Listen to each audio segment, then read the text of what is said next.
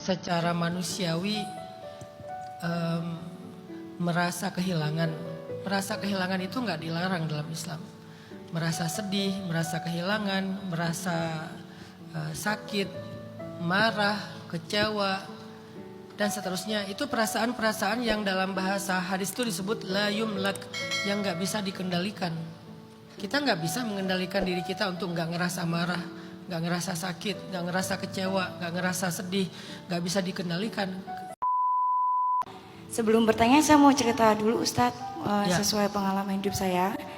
Saya termasuk dari keluarga yang alhamdulillah cukup makan gitu ya. Nah, sebelumnya saya di sini mau perkenalkan, ini bestie saya yang menyemangatin saya untuk berusaha menjadi lebih baik lagi, yang insya Allah jadi bestie dunia akhirat. Amin. Nah, di sini saya mau cerita soal yang tadi Ustadz bilang, kenapa kalau ada masalah selalu menyalahkan Allah. Ini saya pernah menyalahkan Allah karena Allah mengambil ayah saya. Aduh, aku takut nangis. Nggak apa-apa. Insana. Soalnya saya tipe orang yang nggak bisa cerita sama orang, karena kalau saya cerita kesusahan saya takutnya kurang bersyukur. Ada banyak orang yang lebih susah dari saya.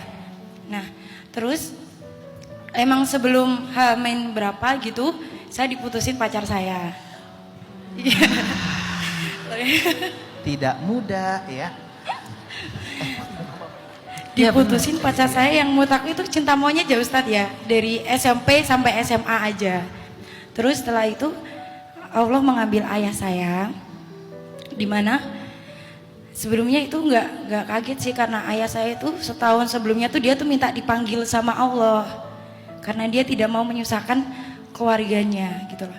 Dia sakit, nggak bisa jalan. Dia setiap kumpul sama anaknya bilang gini, ya Allah kapan aku dipanggil gitu.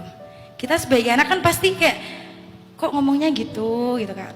Nah, dan maksud aku kayak bagusnya itu sebelum meninggal ayah saya tuh sempat pamitan sama semua orang. Dan yang masya Allahnya lagi, dia bilang gini Ustadz, itu yang di depan pintu siapa? Pria berjubah tinggi putih. Nah, sedangkan kita kayak nggak ada di pintu, ada itu dia ganteng banget gitu. Terus mungkin itu yang jemput ayah nanti ya, bilang gitu kan. Terus setelah itu dia masuk rumah sakit, ayah saya masuk rumah sakit selama 3 hari.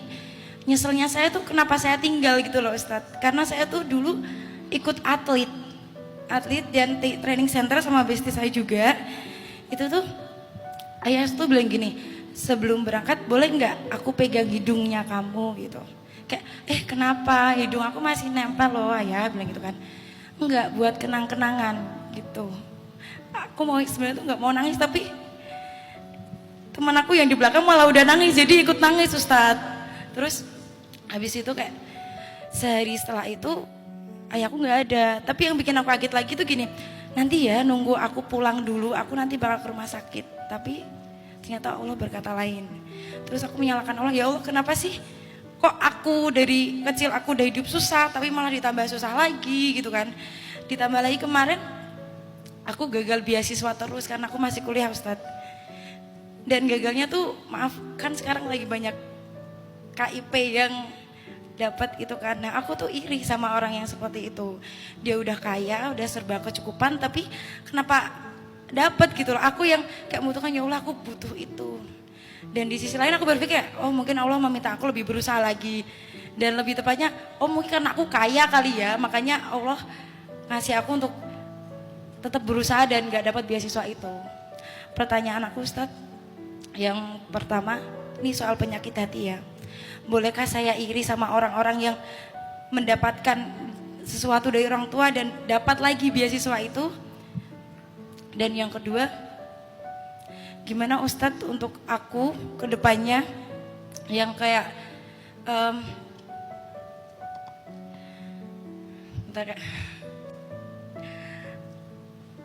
aku selalu memikirkan masa depanku. Bahkan yang bikin aku galau itu bukan soal masalah cowok Ustadz, tapi finansial gitu loh. Nah, apakah seperti itu termasuk tidak percaya sama takdir Allah? wajar kalau setiap orang secara manusiawi merasa kehilangan. Merasa kehilangan itu nggak dilarang dalam Islam. Merasa sedih, merasa kehilangan, merasa sakit, marah, kecewa, dan seterusnya. Itu perasaan-perasaan yang dalam bahasa hadis itu disebut la yumlak, yang nggak bisa dikendalikan. Kita nggak bisa mengendalikan diri kita untuk nggak ngerasa marah, nggak ngerasa sakit, nggak ngerasa kecewa, nggak ngerasa sedih, nggak bisa dikendalikan. Ya sedih-sedih aja, sakit-sakit aja, terluka-terluka aja, kecewa-kecewa aja, marah-marah aja gitu ya. Itu adalah perasaan yang la yumlak, ma la yumlak, nggak bisa dikendalikan. Jadi ketika Mbak Diah ngerasa kehilangan, sedih akan kepergian ayah, itu sesuatu yang manusiawi, normal, wajar, nggak ada yang salah dengan itu. Semua kita punya hak untuk merasakan hal yang sama. Sedih, ya nggak apa-apa. Mau nangis ya nangis aja. Dan nangis itu bukan tanda lemah atau tanda nggak ridho ya. Sedih bukan tanda nggak ridho. Jadi ketika Mbak Diah sedih kehilangan orang tua, itu bukan tanda-tanda nggak ridho. Itu manusia. Semua orang ngerasain hal yang sama. Itu satu Mbak Diah. Jadi Mbak Diah belajar menerima rasa itu di dalam hati, bahwa saya itu emang sayang sama ayah saya kehilangan ayah saya sedih. Berdamai bahwa itu memang wajar, jangan ngerasa bersalah juga, jangan ngerasa terbeban. Akhirnya kayak muncul konflik batin dengan hal yang gak perlu. Padahal itu sesuatu yang gak perlu dikonflikin, sesuatu yang wajar lah. Semua orang juga ngerasa kayak gitu Mbak Diah. Satu. Kedua, lalu hal apa yang perlu kita koreksi? Bukan rasanya, tapi reaksi dan ekspresinya. Gak ada yang salah dengan rasanya. Tapi yang akan diminta pertanggungjawaban itu adalah apa yang kita ucapkan ketika kita merasakan itu. Bagaimana reaksi dan ekspresi kita ketika kita merasakan itu. Apakah kita mengatakan, kok Allah jahat sama saya, kok Allah tega, kenapa Allah mengambil ini, kenapa Allah memperlakukan saya begini dan begitu. Kalimat-kalimat itulah yang kita pertanggungjawabkan, bukan sedihnya. Nah, bisa nggak dalam kesedihan itu kita mencoba untuk mengatur kalimat-kalimat yang baik untuk kita ucapkan. Nah, kita kan lagi belajar itu kan, bukan belajar untuk menghilangkan rasa sedih, enggak. Sedih tetap ada. Tapi dalam kesedihan bisa enggak yang kita ucapin kalimat-kalimat yang mengundang pertolongan Allah, yang membuka pintu langit, yang mengguncang arasy. Seperti yang tadi kita baca kisah-kisahnya. Nah, kita pengen belajar mengucapkan kalimat tersebut, Mbak Diah. Jadi, segimanapun rasa sedih dan kehilangan Mbak Diah, boleh enggak mengatakan, ya Rabbi, ana radin, aku ridho dengan ketentuanmu. Inna lillah wa inna ilaihi raji'un. Semuanya milik engkau ya Allah, bukan milik saya.